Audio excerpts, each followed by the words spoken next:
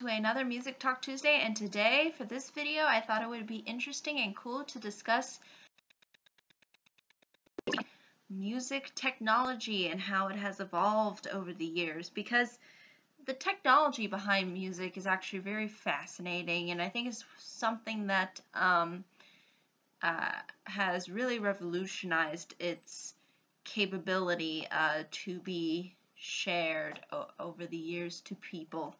And so I thought I would discuss sort of the history behind it and maybe some of the people that ultimately contributed to music becoming sort of this very mainstream commodity that we all kind of at least engage in some way, shape, or form, or at least the majority of people probably do. So without further ado, let me start kind of where this technology really began. And interestingly enough, it sort of started with Thomas Edison, out of all people, because he was the inventor of the phonograph. And this allowed him to successfully record somebody's voice, and he actually recorded someone doing the Mary Had a Little Lamb song.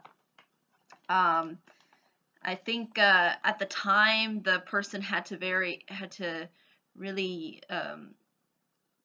emphasize the vocals, only because it was really hard to hear using that very primitive technology that was revolutionary during that time. So it really kind of started to get the ball rolling as far as music being able to be implemented in a technological fashion that actually benefited the person doing the music as well as the people listening to the music. So that's another thing that I think is very important to note here. Because eventually, after the phonograph, there was the gramophone, which used a disc rather than a cylinder to record sound, and sometimes being music. And Thomas Edison invented his phonograph in 1877, I believe, and in 1888 was when the gramophone was being released into the market. And eventually, the interesting thing too is I didn't know that jukeboxes were actually invented in the 1890s, but they were.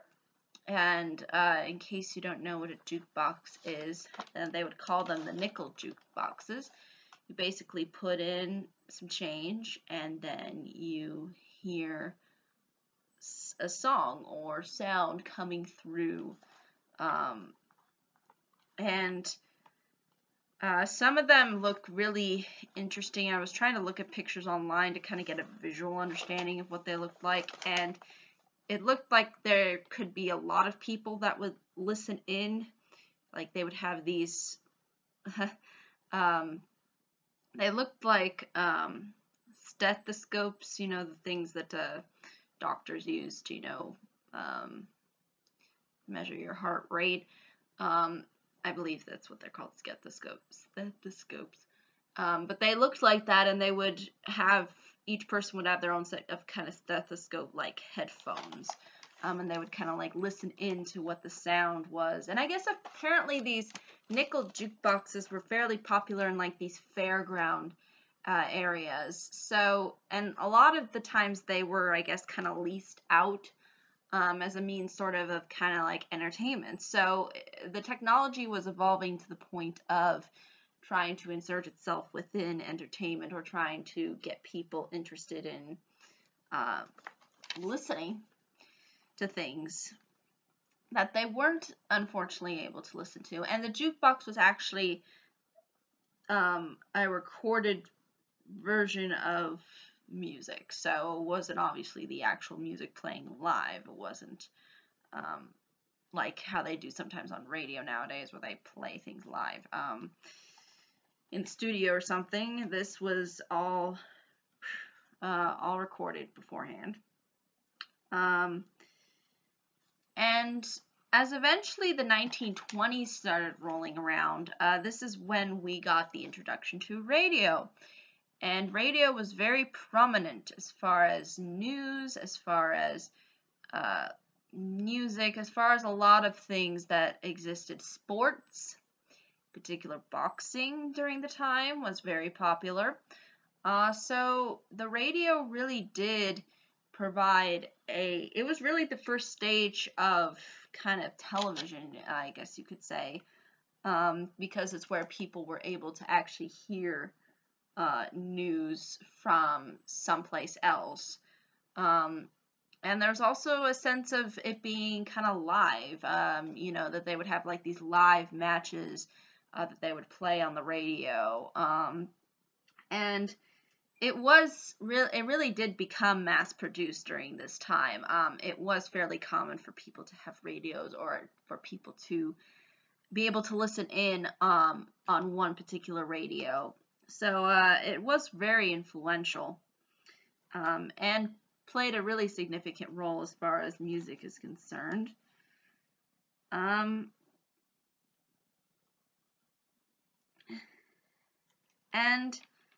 it's not until the 30s that we see FM radio being introduced, which basically stands for frequency modulated. And this meant that there was a higher, I believe, it was a higher,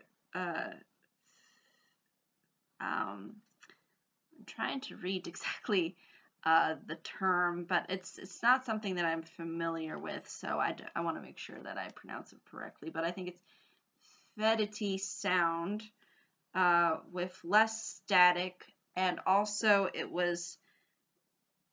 required less transmittal power. So it was just a more efficient means to showcase music and showcase radio.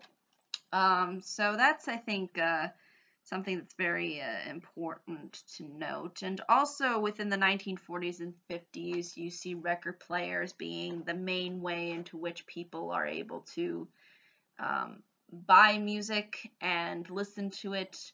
Even within the 60s, earlier 60s too, that was very, very common for people to own record players, and basically you could get a whole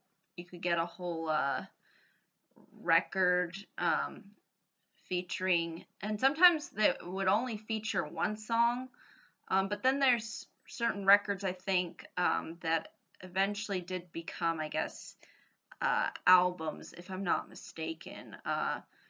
But I think the more common, at least at those times, was just to only have one song, I guess, that people would listen to through the record. But it was more of there was more of an ability for the consumer to choose the music that they purchased, unlike previous generations where a lot of it was, sort of mass produced to everybody. You could probably get a better idea as to whether or not an artist was popular, depending on whether there were more people tuned in. But here, a lot of it was trying to make music sellable to people, like you go and buy music for yourself, as opposed to taking it in through radio. And then in 1964, we eventually were introduced to cassette tapes, which did become fairly popular. And I think they transitioned over fairly well within the 70s, as well as within the 80s too. You see people on the go with the cassette player, and that's what I think really got people invested in something like a cassette player, because it was portable. It was a lot less bulky. It was a lot less, again,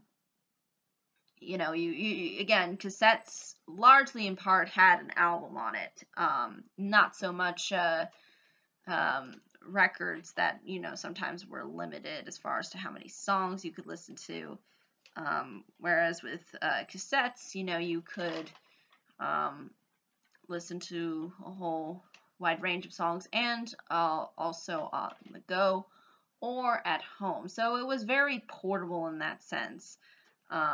Largely when these kinds of, headphones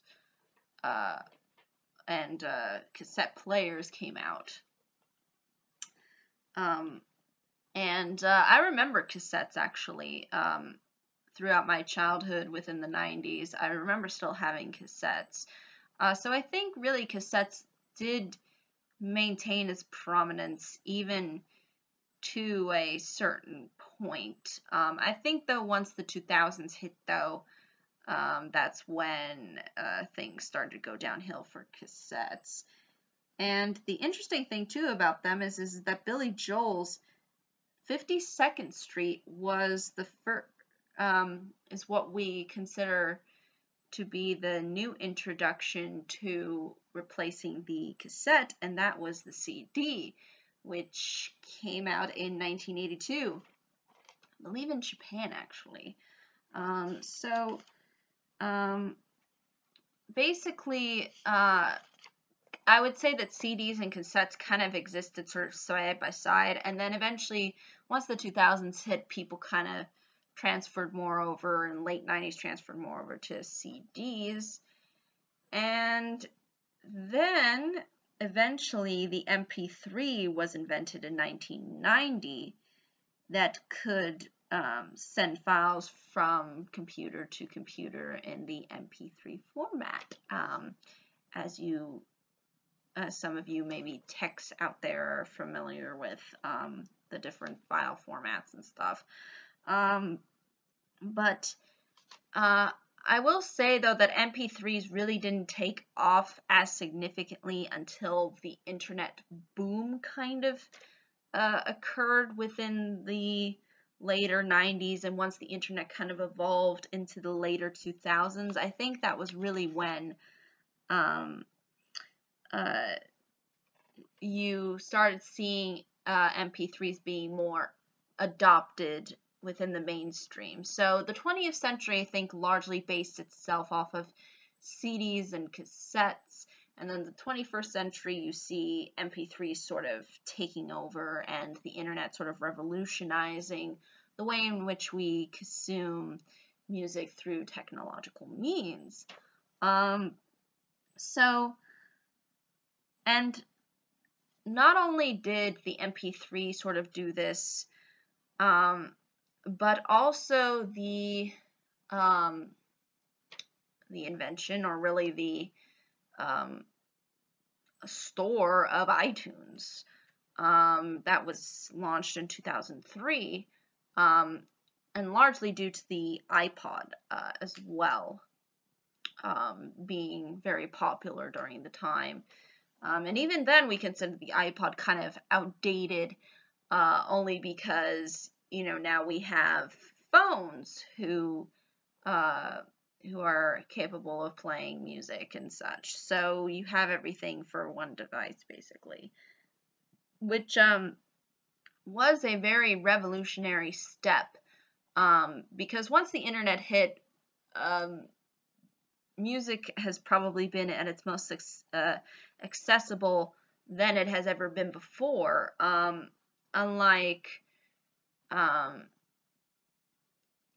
other mediums where there was kind of these limitations and barriers, whereas now music is kind of really about the consumer's choice, and largely, and for the most part, these things are kind of given for free. Like, for example, Spotify, you don't charge Spotify for music unless you want to be charged commercial free, or you listen to a commercial and then it's back to your music, and it's kind of like your own personal radio station, because you get to choose the playlists that you want to make, and you get to decide what you ultimately want to listen to, and it's more based upon song choice, which did really start with iTunes, because you would purchase a song you wouldn't purchase an album necessarily. So I think the whole kind of album model, at least nowadays, I don't think is that popular among people, because now everybody can just choose which songs they gravitate towards and just pick those to be like the major hits. So it has become, I think, way more accessible and way much easier to manage. And you can choose either to pay for it or not to pay for it. That's kind of an interesting blend that we have going on, because iTunes still exists and you can still purchase songs and things like that through them. So yeah, I think that's just really where we're at least now. It's really all because of the internet that music was able to get to this level that it is now. And artists have more abilities to promote themselves, and people are able to choose more easily what they want to listen to and when they want to listen to it. And yeah, I think overall it really has impacted the whole technological revolution that occurred within music and through sound has really changed the industry drastically over the years. And I think I think it's a very interesting phenomena. At least the stage that we're at, and I feel the stage that we're at is a very healthy medium. Like, I feel like there's power given to an artist, there's power given to the consumer, and at the end of the day, it ends up becoming sort of I guess a win-win. But I think marketing in particular has become rather complicated too, since there's a lot of hoops, and there's a lot of payment that's involved to really put yourself out there. So that's probably another reason that may or may not be impacted by technology. But I think really ultimately, music, as far as the technology behind it, has really allowed for people to not only experiment, but to create things more easily and more accessibly. And I hope that it continues to sort of be part of that growth, where it's kind of this really healthy blend of technology and humans sort of working together to kind of produce something worthwhile. But I think that's really ultimately all I can say about this video. If there are any questions, comments, concerns, I'd be more than happy to answer them. But thank you so much for watching. I hope you all have a pleasant day, week, month, and year. And I hope to see you all in the next video. Take care. Bye-bye.